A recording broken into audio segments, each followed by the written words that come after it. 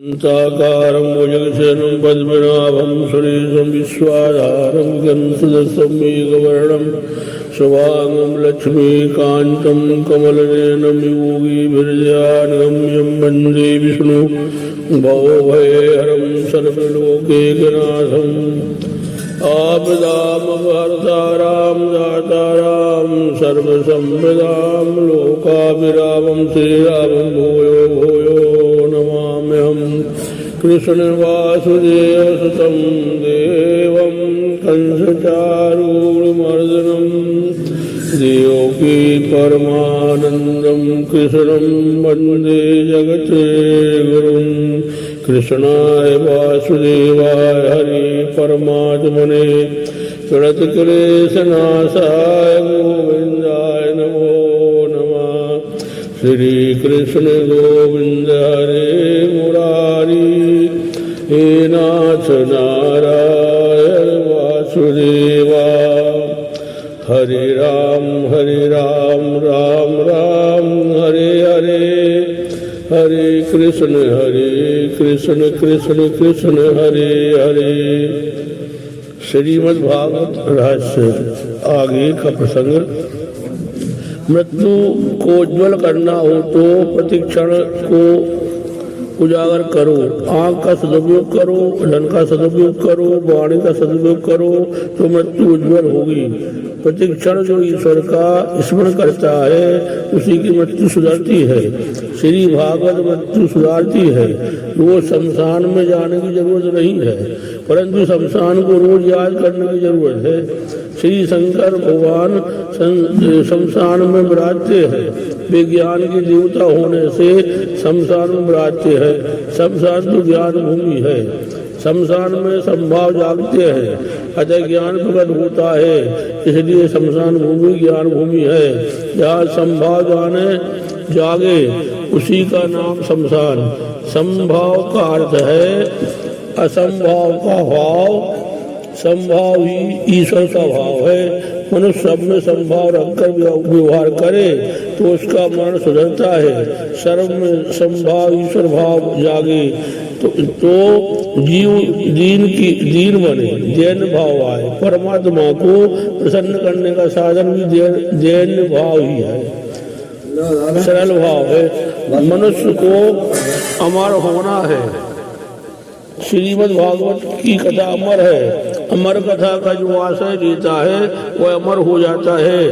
राजा परीक्षित और सुखदेव जी अमर है। श्री भागवत जी की कथा आपको अमर बनाती है और भक्ति रस का दान करती है। भक्ति से ही मीराबाई द्वारकाधीश में और गौरांग प्रभु जगदीश में सदैव समा गए और अमर हो गए। श्रीमद् भागवत की कथा सुनो तो अनायास समाधि लग जाती है। योग और तप के बिना ही श्री भगवान से मिलने का कोई साधन है तो वह है भागवत शास्त्र। भागवत के भगवान इतने सरल है कि वे सबके साथ बोलने को तैयार हैं, जबकि वे तो किसी अधिकारी के साथ ही बोलते हैं। भागवत शास्त्र मनुष्य को निसंदेह बनाता है। इस पर भगवान व्यास जी ने इस ग्रंथ की रचना की। भगवान के नाम का जाप करते हुए प्रेम से इस कथा का श्रवण करो, तुम निसंदेह हो जाओगे। भागवत नारायण स्वरूप है, पर पूर्ण है। इसके श्रवण से आस्तिक को मार्गदर्शन मिलेगा और नास्तिक होगा वह आस्तिक बनेगा। सुखदेव जी जैसे आत्माराम मुनि ने सर्वस्व छोड़ा, परंतु वे भी इस कथा को नहीं छोड़ सके। आत्माराम कोटि के महात्मा भी श्री कृष्ण कथा में मस्त रहते हैं, पागल बने हैं। सिद्ध आस्तिक नास्तिक पामर प्रत्येक को यह कथा जीवन का दान करती है। व्यवहार का ज्ञान भी भागवत में आएगा। भागवत में ज्ञानियों कर्मियों समाज धर्म, स्त्री धर्म, आपद धर्म, राजनीति आदि का ज्ञान भरा है। यह एक ऐसा शास्त्र है जिसके श्रवण और मनन करने पर भी कुछ जानने की इच्छा बाकी नहीं रहती। साधक को साधन मार्ग में कैसे कैसे संशय आते हैं, इन सब का विचार करके व्यास जी भगवान जी ने एक कथा रची है। व्यास जी ऐसा मानते हैं कि जो कुछ मेरे इस भागवत में नहीं है वह जगत के अन्य किसी भी ग्रंथ में नहीं है। जो भागवत में है केवल वही अन्य ग्रंथों में है। यदि हास्ती तदन्यत्र अन्य हास्ती न कुत्रचित्। भागवत हास्य है, प्रभु नारायण का स्वरूप है, अतिशय दिव्य है। व्यास जी के आश्रम में गणपति जी महाराज प्रकट हुए। व्यास जी ने कहा मुझे भागवत शास्त्र रचना करनी है, परंतु उसे लिखेगा कौन? गणपति जी ने कहा बहुत खुश, मैं लिखने को तैयार हूँ, परंतु मैं एक क्षण भी खाली नहीं बैठूंगा। श्री गणपति जी का पान तो चूहा है, चूहे का अर्थ है उद्योग। जो उद्योग पर बैठता है उसकी सिद्धि और बुद्धि राशि बनती है। सतत निरंतर उद्योग करोगे तो रिद्धि सिद्धि आपकी राशि बनेगी। एक क्षण भी ईश्वर की चिंता बिना न बैठो। प्रत्येक कार्य के प्रारंभ में गणपति की पूजा की जाती है। गणपति जी विघ्न हरता है। गणपति का पूजन करने का अर्थ है जितेंद्रिय होना।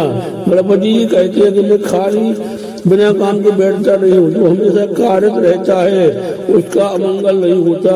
श्री कृष्ण गोविंद हरे मुरारी, हे नाथ नारायण वासुदेवा, वक्रतुंड महाकाय सूर्यकोटि समप्रभा, निर्विघ्नं कुरु मे देव सर्वकार्येषु सर्वदा।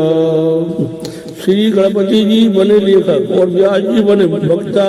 श्री गणपति जी ने कहा मैं तो एक क्षण भी खाली नहीं बैठूंगा, आप जो 24 घंटे कथा कहीं नहीं होगी। तब व्यास जी ने कहा मैं जो कहूँ वह अयोग्य है या अयोग्य उसका पहले विचार करे और विचार पूर्वक लिखे।